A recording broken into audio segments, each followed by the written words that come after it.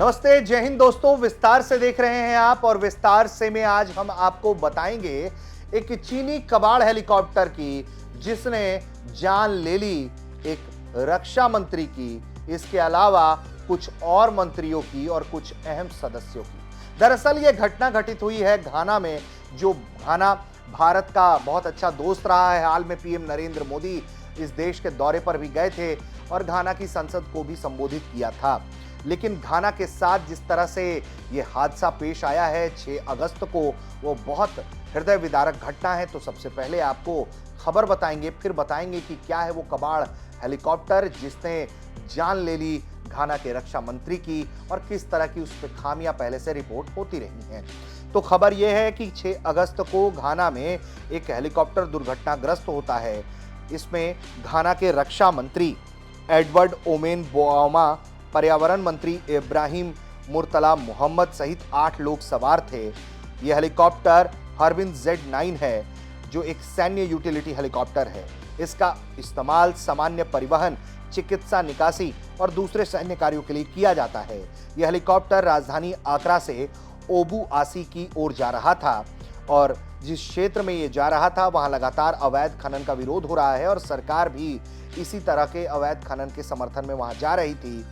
और बताया ये जाता है कि काफ़ी अशांत क्षेत्र के अंदासी ओक्रुफुआम जिले में जो है ये हेलीकॉप्टर दुर्घटनाग्रस्त हो गया और इसमें जो 8 लोग सवार थे, 3 क्रू मेंबर बताए जा रहे हैं, 5 सरकार के लोग बताए जा रहे हैं, वो इस हादसे का शिकार हो गए।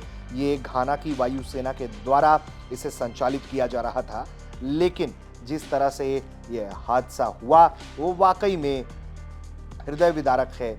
6 अन्य लोगों की मौत हुई है। इसमें 2 अहम रक्षा मंत्री और पर्यावरण मंत्री की भी मौत हुई है। बताया जा रहा है कि राजधानी आगरा से ओबू आसी की ओर यह हेलीकॉप्टर जब जा रहा था तो अचानक से रडार से गायब हो गया और फिर इसका मलबा जो है वो जंगल में मिला।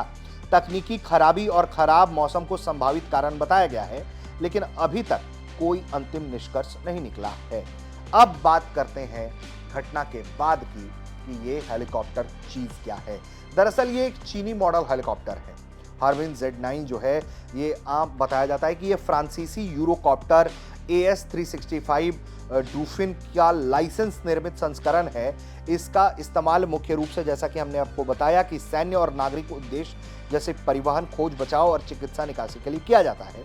यह हेलीकॉप्टर कई देश, खास करके चीन और कुछ अन्य अफ्रीकी व एशियाई देशों की सेनाओं द्वारा इस्तेमाल किया जाता है।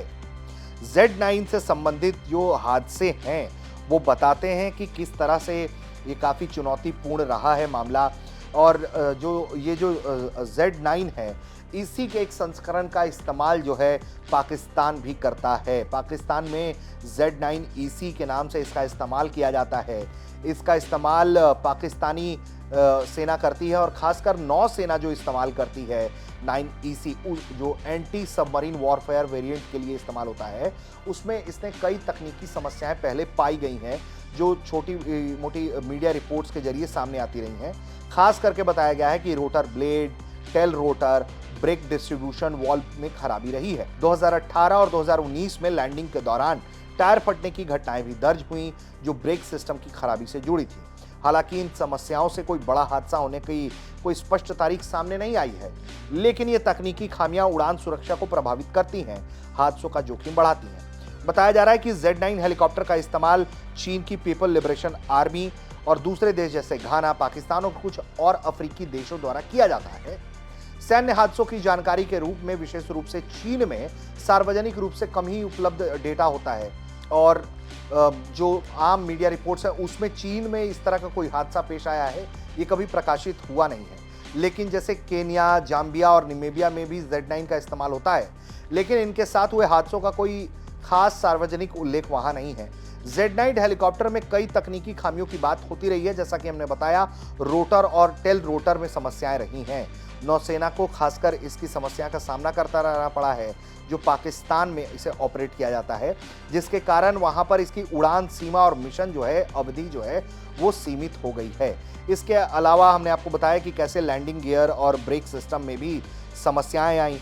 इसके अलावा बताया जाता है कि 9EC में सेंसर और जहाज पर लगे सिस्टम का एकीकरण की कमी के चलते इसकी जो पनडुब्बी रोधी क्षमता है वो भी कमजोर हो जाती है, जिससे परिचालन का जोखिम बढ़ जाता है।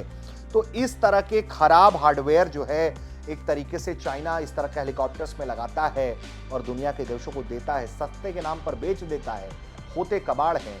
इस तरह के हादसों का लोग शिकार हो जाते हैं।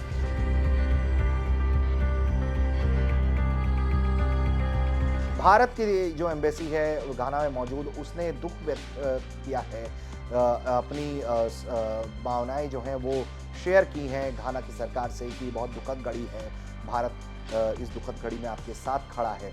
लेकिन जिस तरह से यह हादसा पेश आया है, इसने एक बार फिर चाइना के हेलीकॉप्टर्स के कबाड़ होने की जो है वो एक बार फिर से पुष्टि की है, क्योंकि चाइना का कबाड़ एलिमेंट ऑपरेशन सिंदूर के दौरान भी धरा रह गया। आपने देखा कि कैसे उनका HQ-9, HQ-16 डिफेंस सिस्टम जो है वो फेल हो गया। इसके अलावा पाकिस्तान में मौजूद चाइना के कुछ लड़ाकू विमान खास नहीं कर पाए। मिसाइल्स और ड्रोन तो आपने देख लिया, मिसाइलें तो कुछ ऐसी हैं जो पूरी तरीके से साबुत भारत में पाई गई हैं, बरामद कर ली गई हैं। इसके अलावा रिवर्स इंजीनियरिंग का उन मिसाइलों पर होने का खतरा है। ड्रोन्स तो भारत ने ऐसे चुटकियों में मार गिराए चाइना और टर्की के द्वारा जो 2 ड्रोन दिए गए थे। तो एक तरीके से ये ऑपरेशनल खामियां जो है, चाइना के प्रोडक्ट्स बहुत सस्ते हल्के रहे हैं, उसने भारत में ऑपरेशन सिंदूर के दौरान जहां भारतीय डिफेंस की ताकत दिखाई, वहीं दूसरी तरफ चाइना के खराब सिस्टम्स की पोल भी खोल दी।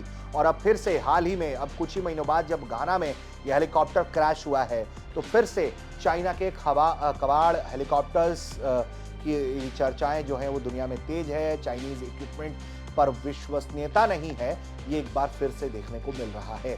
तो कैसा लगा विस्तार से का ये वीडियो, आप कमेंट करिए। देखते रहिए भारत।